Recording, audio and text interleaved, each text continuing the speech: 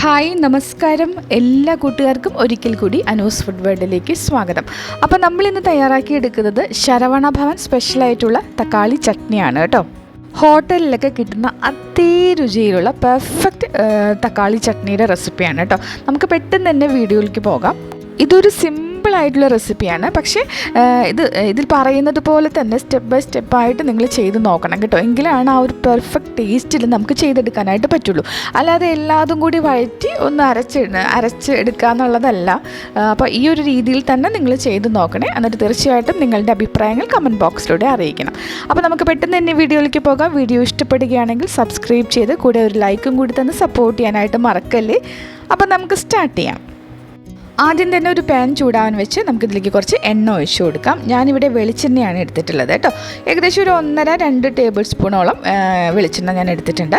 എണ്ണ നന്നായിട്ടൊന്ന് ചൂടായിട്ട് വരുമ്പോൾ നമുക്കിതിലേക്ക് 1 ടേബിൾ സ്പൂൺ ഉഴുന്ന് പരിപ്പ് ചേർത്ത് കൊടുത്തിട്ട് ലോ ഫ്ലെയിമിലിട്ട് നന്നായിട്ടൊന്ന് മൂപ്പിച്ചെടുക്കുക. ഒരു 10-30 സെക്കൻഡ് നന്നായിട്ടൊന്ന് ഇളക്കി കൊടുത്താൽ മതി കേട്ടോ. നമ്മൾ ചേർക്കുന്ന ഓരോ ഇൻഗ്രീഡിയൻസും ഇതുപോലെ ഓരോന്നായിട്ട് ഇട്ട് കൊടുത്തിട്ട് തീ നന്നായിട്ട് കുറച്ച് വെച്ചിട്ട് വേണം ഇതൊന്ന് മൂപ്പിച്ചെടുക്കാനായിട്ട്, അല്ലാതെ ഒരുമിച്ചിട്ട് മൂപ്പിച്ചെടുക്കരുത്.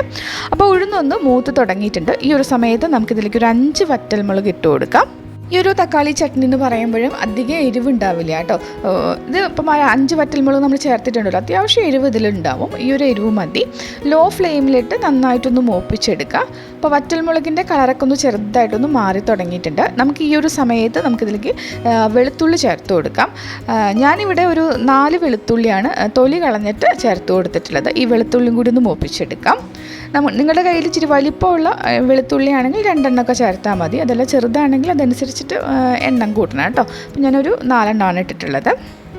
ഉഴുന്നും വെളുത്തുള്ളിയും വറ്റൽമുളകൊക്കെ നന്നായിട്ടൊന്ന് മൂത്തിട്ടുണ്ട്. ആ ഉഴുന്നിൻ്റെ കളറൊക്കെ ഒരു ഗോൾഡൻ കളറിലേക്ക് മാറിയിട്ടുണ്ട്. ഈ ഒരു സമയത്ത് നമുക്കിതിലേക്ക് ചെറിയുള്ളി ചേർത്ത് കൊടുക്കാം.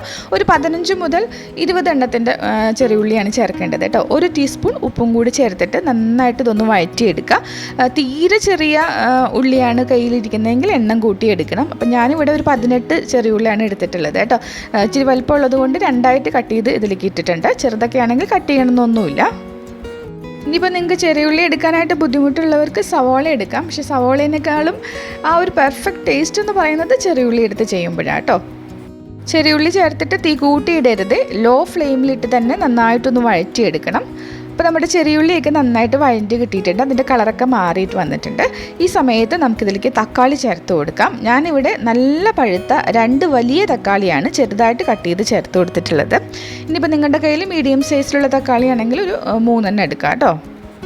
തക്കാളി എടുക്കുമ്പം പുളിയുള്ള തക്കാളി എടുക്കരുത്. നല്ല പഴുത്ത തക്കാളി തന്നെ നോക്കിയെടുക്കാനായിട്ട് പ്രത്യേകം ശ്രദ്ധിക്കുക.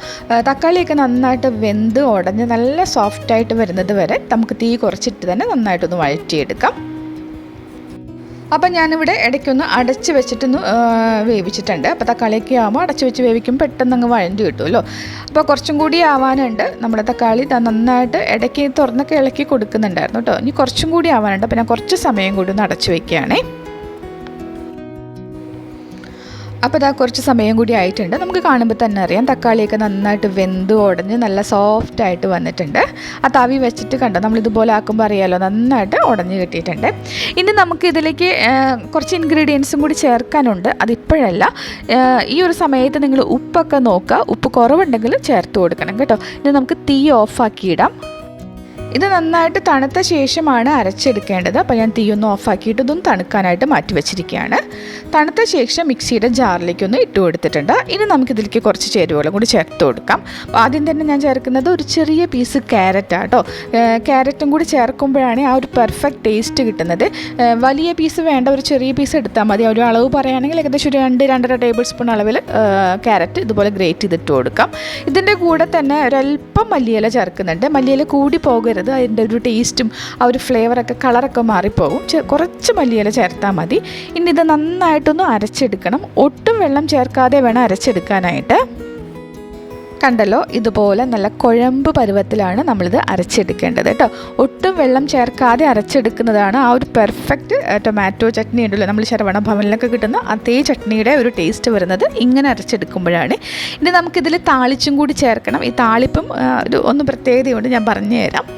അപ്പോൾ അതിനായിട്ടൊരു പാൻ ചൂടാവാൻ വെച്ചു. നമുക്കിതിലേക്ക് കുറച്ച് നല്ലെണ്ണയാണ് ഒഴിക്കുന്നത് കേട്ടോ. ഈ ഒരു താളിപ്പ് നമ്മൾ നല്ലെണ്ണയിലാണ് ചെയ്യുന്നത്. നിങ്ങൾക്ക് താല്പര്യം ഇല്ലെങ്കിൽ വെളിച്ചെണ്ണ എടുക്കാം.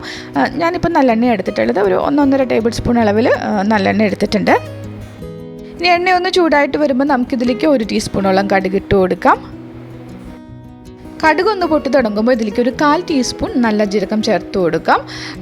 ഈ സമയത്തൊക്കെ തീ നന്നായിട്ട് കുറച്ചിടണം കേട്ടോ. ഇതിലേക്ക് 2 വറ്റൽമുളകും 1 തണ്ട് കറിവേപ്പിൻ്റെ ഇലയും കൂടി ചേർത്തിട്ട് നന്നായിട്ടൊന്ന് ഇളക്കി കൊടുക്കുക. ആ കറിവേപ്പിൻ്റെ ഇലയും വറ്റൽമുളകൊക്കെ നന്നായിട്ടൊന്ന് മൂത്ത് വരുമ്പം നമുക്കിതിലേക്ക് തീ ഓഫാക്കിയ ശേഷം ഇതിലേക്ക് ഒരു 1/4 ടീസ്പൂൺ കായത്തിൻ്റെ പൊടിയും കൂടി ചേർത്തിട്ട് ഒന്ന് ഇളക്കി കൊടുക്കാം.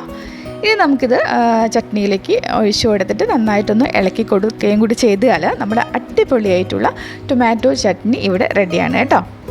നിങ്ങൾ വീട്ടിൽ ചെയ്യുമ്പോൾ ഈ ഒരു രീതിയിൽ തന്നെ ചെയ്ത് നോക്കണം കേട്ടോ. ഒട്ടും വെള്ളം ചേർക്കാതെ അരയ്ക്കണം. അതുപോലെ തന്നെ ഓരോ ഇൻഗ്രീഡിയൻറ്റും നമ്മൾ വഴറ്റിയെടുക്കുമ്പം കുറച്ച് സമയമെടുത്ത് ലോ ഫ്ലെയിമിലിട്ട് തന്നെ വഴറ്റിയെടുക്കാനായിട്ട് പ്രത്യേകം ശ്രദ്ധിക്കുക. അപ്പോഴാണ് ആ കറക്റ്റ് ഒരു ടേസ്റ്റ് വരുന്നത് കേട്ടോ.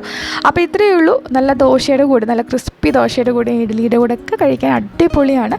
എല്ലാവരും ട്രൈ ചെയ്ത് നോക്കുക. വീഡിയോ ഇഷ്ടപ്പെട്ടിട്ടുണ്ടാവുമെന്ന് കരുതുകയാണ്. ഇഷ്ടപ്പെട്ടിട്ടുണ്ടെങ്കിൽ സബ്സ്ക്രൈബ് ചെയ്ത് കൂടെ ഒരു ലൈക്കും കൂടി തന്ന് സപ്പോർട്ട് ചെയ്യണം. നിങ്ങളുടെ അഭിപ്രായങ്ങൾ മറക്കാതെ കമൻറ്റ് ബോക്സിലൂടെ അറിയിച്ചേക്കണേ.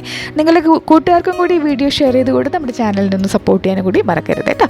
ഓക്കെ, അടുത്ത ദിവസം വീണ്ടും നല്ലൊരു റെസിപ്പിയുമായിട്ട് നമുക്ക് വേഗം തന്നെ കാണാം. താങ്ക്